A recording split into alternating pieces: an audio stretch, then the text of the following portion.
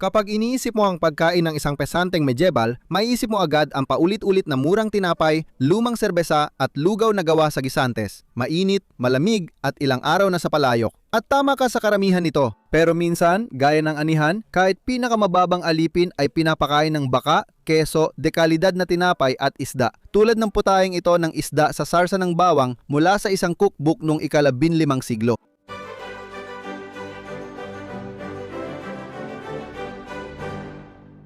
Ngayon, depende kung kailan at saan ka sa panahon ng medieval, ang isang karaniwang tao ay maaring magkaroon ng iba't ibang antas ng yaman at kalayaan. Pero kahit ano pa man, 80 hanggang 75% ng mga tao ay itinuturing pa rin ng mga karaniwang tao na may utang na trabaho sa kanilang Panginoon. Karaniwan, bukod sa pagsasaka ng sarili mong piraso ng lupa na inuupahan mo sa Panginoon, kailangan mo ring gumugol ng ilang araw bawat linggo sa pagsasaka ng kanilang mga piraso ng lupa. Bukod sa regular na trabaho, may tinatawag na boon-day na dagdag na araw ng pantatrabaho. Parang ganito yan kapag sinabi ng manager na papasok kayong lahat ng Sabado para mag-inventory pero may pizza siya para gumaan ang loob ninyo. May medieval na bersyon din ng pizza party. Ang mga tumulong sa anihan ng trigo ay bibigyan ng hapunang sopas, tinapay na trigo, baka at keso. Sa hapunan din ay may tinapay, keso at maraming serbesa. Kinabukasan, may sopas, tinapay na trigo, isda, keso at maraming serbesa sila. Sa hapunan, pwedeng kumuha ng kahit anong dami ng tinapay pero sa almusal, tig-iisa lang bawat isa. Nakita ko rin ang siping iyon kay Jenny Draper o J. Draper, isang kahangahangang tao na magandang maging tour guide sa London. Ngayon, mukhang sa medieval na work pizza party na ito, mabubusog ka sa keso, serbesa, tinapay, baka at isda. At dahil matagal-tagal na mula nang gumawa ako ng recipe ng isda sa channel, nagpasya akong gumawa ng recipe ng isda. Pero kailangan kong maghanap ng bagay na akma para sa isang magsasaka. Ibig sabihin, hindi ito dapat maraming pampalasa. Nakaraniwan sa karamihan ng mga recipe noong panahong yon. At yon ay dahil karamihan sa mga recipe na naisulat ay para sa mayayaman. Pero nakahanap ako ng isang simpleng recipe para sa tinatawag na barbell. At ang isdang ito ay perpekto dahil ang barbell, kahit na magandang hugis at mukhang malaki, hindi naman siya ay tinuturing na pinakamasarap na isda. Pakiramdam ko, ganitong isda ang ibibigay ng Panginoon sa mga magsasaka. Kaya ang recipe na ito mula pa 1,450 ay para sa nilagang barbell. Kumuha ng barbell at hiwain ito at linisin ang paikot at tusukin sa batok ng ulo at pakuluan sa tubig at asin, ale at perehil. At kapag nagsimula na itong kumulo, alisin ang mga dumi sa ibabaw at ilagay ang barbell doon at pakuluan ito. At ang kanyang sausawan ay bawang o sausawang vermicelli at pagkatapos ay ihain ito. Naganap ako ng barbell sa iba't ibang lugar dito sa US, pero hindi ko talaga makita. Ang barbell ay isdang kabilang sa pamilya ng carp at kumakain sa ilalim ng ilog. Kaya nakahanap ako ng ilang fillet ng carp, pero maging yon ay medyo mahirap din hanapin. Kaya kung gusto mong gumamit ng hito, sa tingin ko ay malapit-lapit na rin iyon. Para sa resipeng ito, ang kailangan mo ay mga 1 kalahating libra o 700 gramo ng isda, 2 kutsarita ng asin, 3 kapat na tasa ng dahon ng perehil at 1 litro ng ale. Malamang wala ka na makikitang ale tulad nung gitnang panahon. Kailangan mong gawin ito mag-isa at gagawin ko rin yan sa susunod na video pero hindi pa ngayon. Ngayon, maghanap ka lang ng ale na mababa ang hops at ayos na yon. Kailangan mo rin ng mga 3 litro ng tubig. Una, ilagay ang ale sa kaldero, idagdag ang tubig at asin, tapos pakuluan sa kalan. Siguraduhin banayad lang ang simmer, wag malakas ang apoy. Pagkatapos, idagdag mo ang mga dahon ng perihil at sa huli, ilagay mo na ang isda.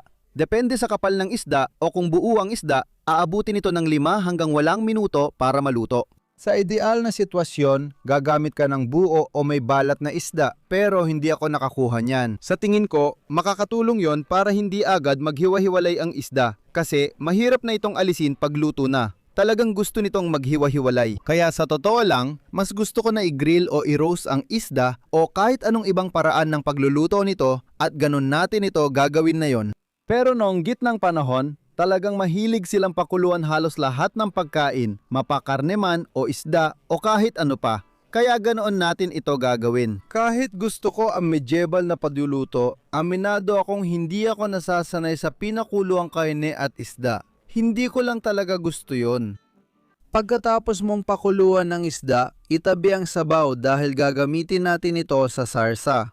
Na yon, sinasabi sa orihinal na recipe na pwede itong gamitin sa alinman sa sarsa ng bawang o sarsa berde o berdeng sarsa na gawa sa mga halamang pampalasa. Nagawa ko na yan dati, kaya ngayon sarsa ng bawang ang gagamitin ko. At sa kabutihang palad, nakahanap ako ng isang resipe mula ika-15 siglo na nagsasabing kumuha ng mga butil ng nogales at mga piraso ng bawang at paminta, tinapay at asin at ilagay lahat sa isang almires, durugin ng pino at ihalo sa parehong sabaw na pinaglutuan ng isda at ihain ito. Simple ito at bagay sa mga magsasaka dahil paminta lang ang pampalasa, hindi tulad ng maraming pampalasa sa sarsa noon. Para sa sarsang ito, kailangan mo ng 3 kapat na tasa 80 nogales, 2 dinurog na bawang, 1 kalahating kutsarita paminta, 1 tasa lumang mumo ng tinapay, 1 kalahating kutsarita asin, at 1 tasa 235 ml mainit na sabaw. Pwede mong durugin lahat gamit ang almires o ilagay ang sangkap maliban sa likido sa blender at gilingin. Pagkatapos, idagdag sa kaserola kasama ng likido.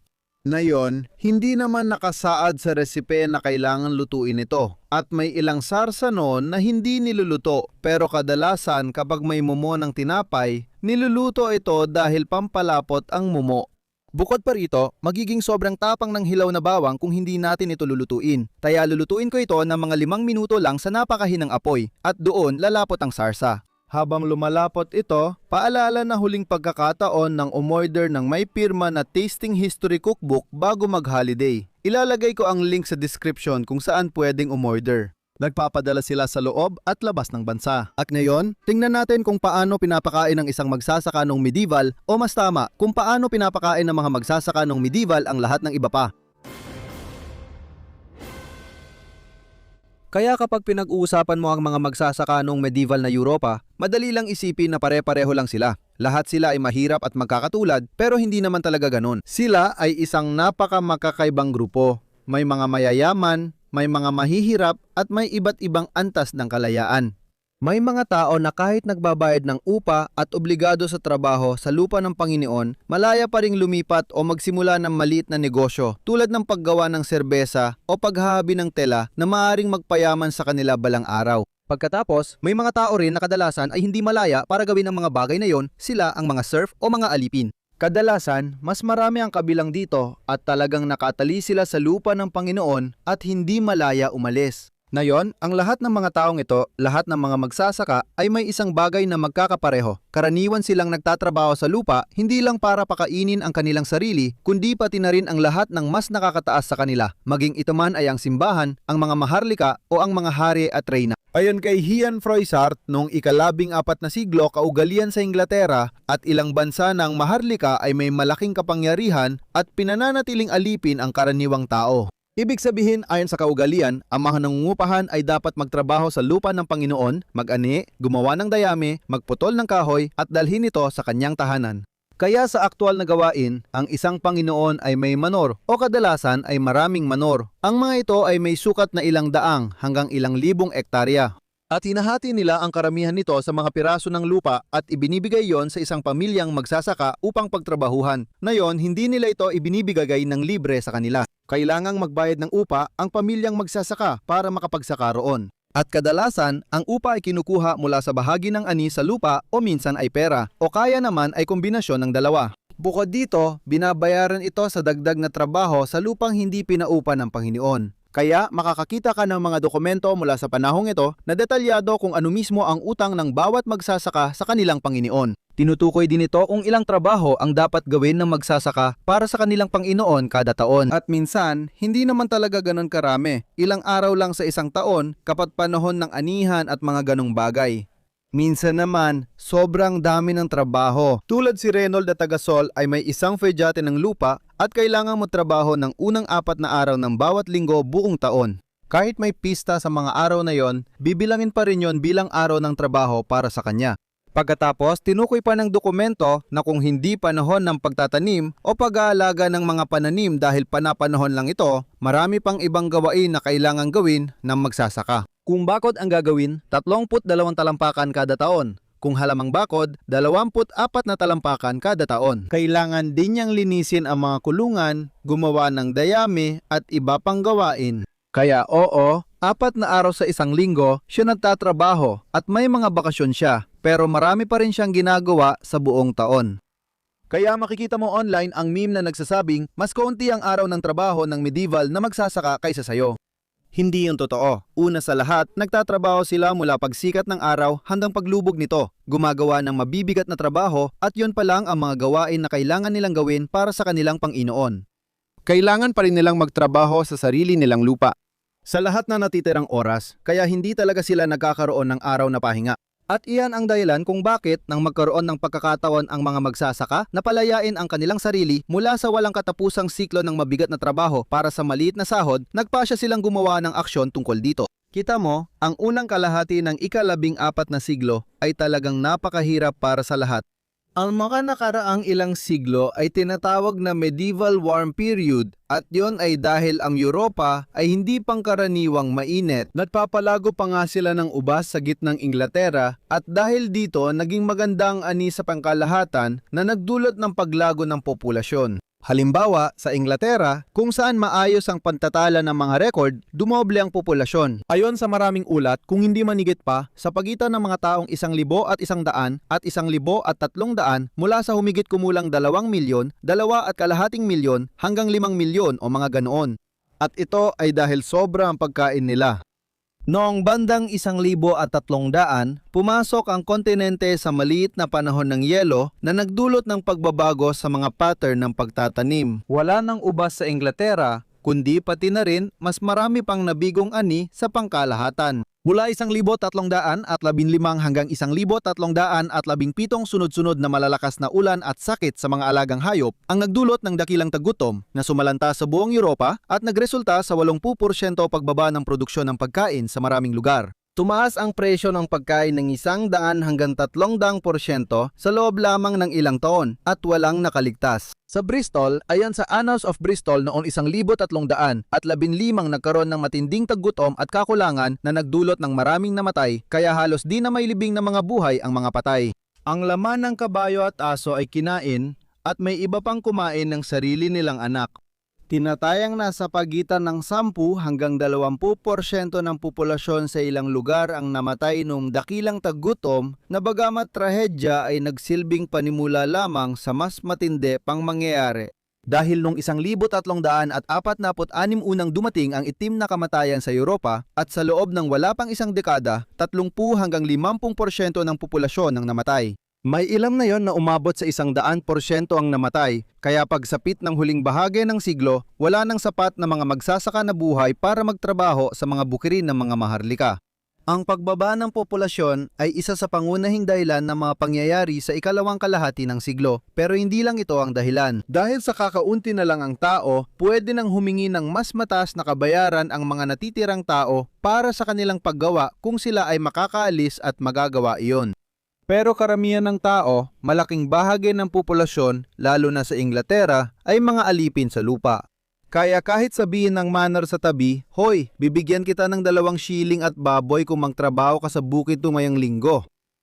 Sabi ng iyong Panginoon, "Hindi, babayaran pa rin kita tulad ng binayad ko sa lolo mo 50 taon na ang nakalipas. Kaya kailangan mo pa rin magtrabaho para sa kanya." Bawal kang kunin ang bagong trabaho sa bagong sahod. Ngayon, alam kong parang malayo ito, pero isipin mo na lang na nabubuhay ka pagkatapos ng isang malaking salot kung saan tumaas ng sobra ang mga presyo dahil sa kakulangan ng supply at kakulangan ng manggagawa.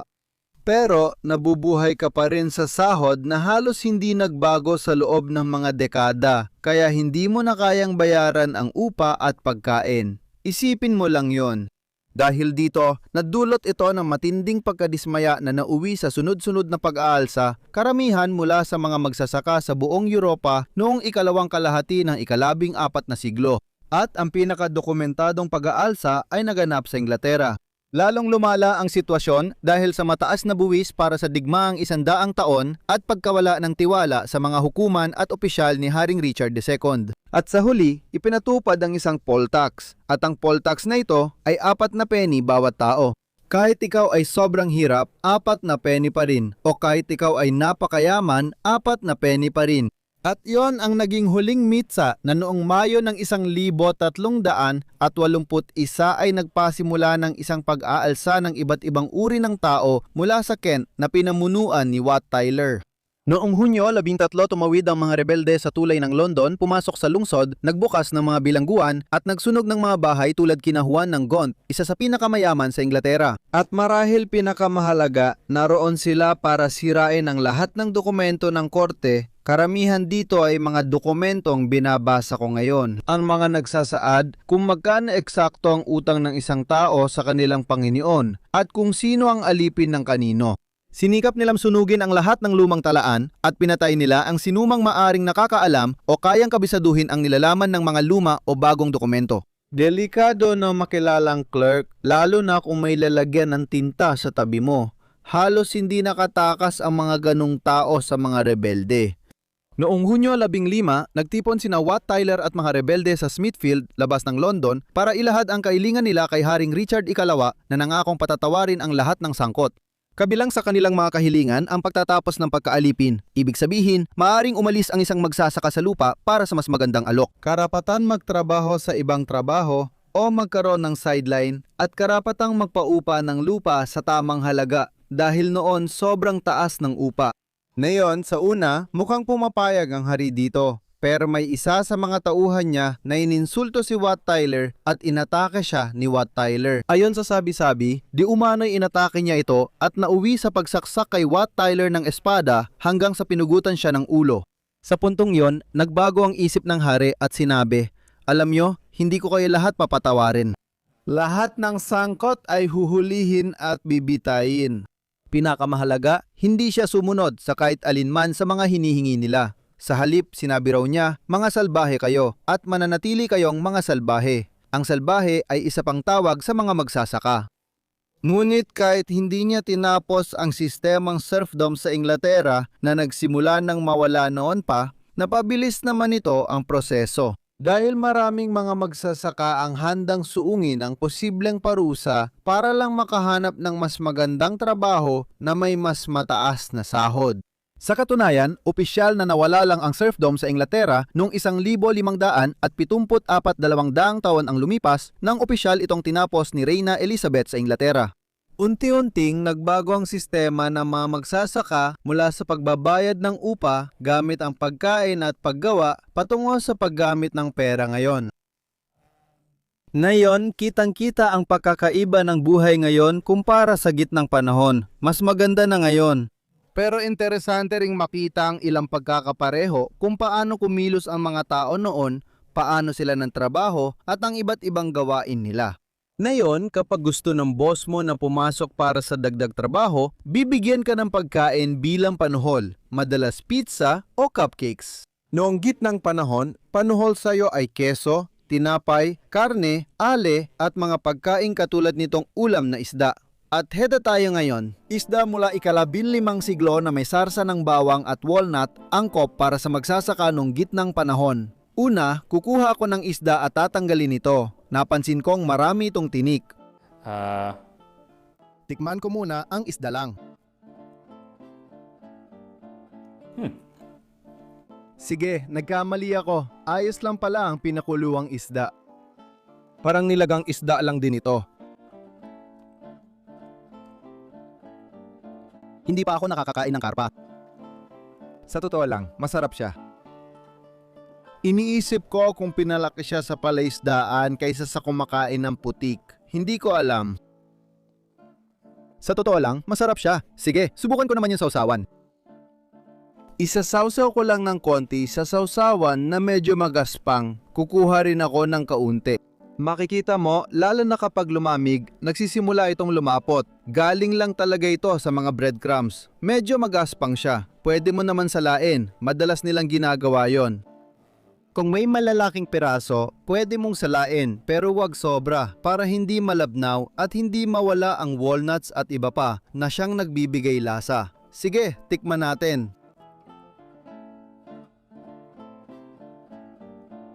Malasa sa bawang yan. Pero hindi naman masyadong matapang. Sana mas lasang walnut pa. Siguro dahil mas banayad ang lasa ng walnut kaysa bawang. Alam mo, maraming mga sarsa noong panahong ito ang nilalagyan ng maraming pampalasa at suka. Karamihan dito ay mga sarsa na suka ang pangunahing sangkap. Kaya ito ay medyo kakaiba at magandang pagbabago. Ibig kong sabihin, Kung magsasaka ka, ito ang tamang paraan. Walang dahilan maghimagsik pero hindi rin naman ito kahanga-hanga. Kakainin ko pa rin ang keso, tinapay at iinom ng serbesa. Sa kabuuan, okay lang ang pagkain, walang espesyal. Masaya akong di ako magsasaka noon, pero maganda naman ang putahe. Busog ito at magiging masarap na pagkain pagkatapos ng trabaho sa isang araw ng biyaya kung saan nag-aani ka buong araw. Buti na lang, hindi ako nag-aani buong araw, kaya ayos lang. Sige, makita tayo sa susunod na Tikim ng Kasaysayan.